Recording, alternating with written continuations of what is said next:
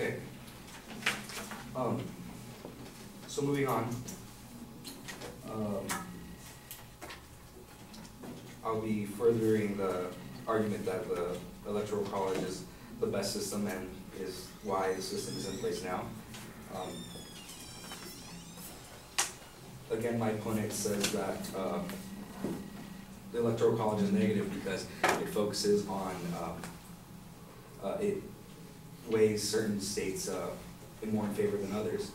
But this is done because to ensure minority rights, to protect groups like the farmers. I mean, obviously there's going to be more people living in the cities and working than there are farmers, and if we move to a direct popular vote, only those that live in maybe not the biggest cities. I know my opponents give evidence on the percentage of actual people living in big cities, but more populated areas will still be more prevalent to the forefront of the candidates' election strategy than those that make up the minority.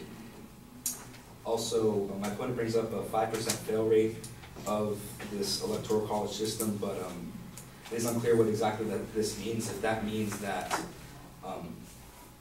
that there have been presidents that won the presidency without winning the popular vote. I mean, this is true according to Martin Kelly, an expert in American history. He says that there have been 4 presidents take office without winning the popular vote. However, Andrew Coulter from Human Events Publishing says that in an election, both sides wage their competition on the assumption that the ultimate victor would be the one with the most electoral votes. So entering an election, both elects know that it is the winner of the presidency is not the one with the most popular votes, it's the one with the most electoral votes. So to suggest that just because they won the presidency without having the popular vote, and to constitute that as a failure, that's just, it's inaccurate. They still won the presidency because they won the most electoral votes. Another situation, it has gone to Congress to decide who wins the presidency, but again, this is the system involved, and that in that system that is used to determine the winner. You can't say,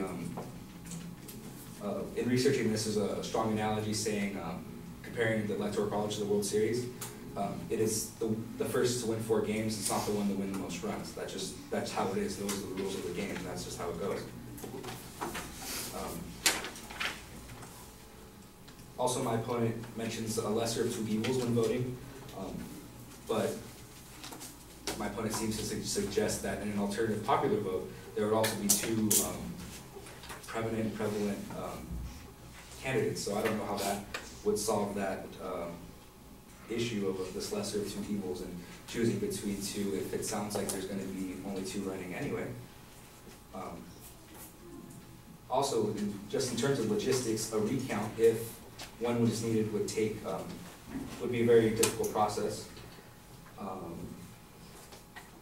According to, for example, according to Robert Hardaway, a professor of law at the University of Denver, he says that in the 1960 election, the popular votes of the candidates were within 0.02%. It would have taken up to 13 months to recount in every state. Instead of, in the present system, we can just recount individual states, but to recount as a nation would take a long enough time that would have a detrimental effect on the leadership of the country as a whole. And to have that long of a period without a certain leader would leave us weak. Also, as my opponent said, there have been 700 attempts to remove the Electoral College, but the most important part of the statistic is that none have succeeded. And that's really where it comes in. It has tested, it has lasted the test of time. But yeah, you're out of time, sorry.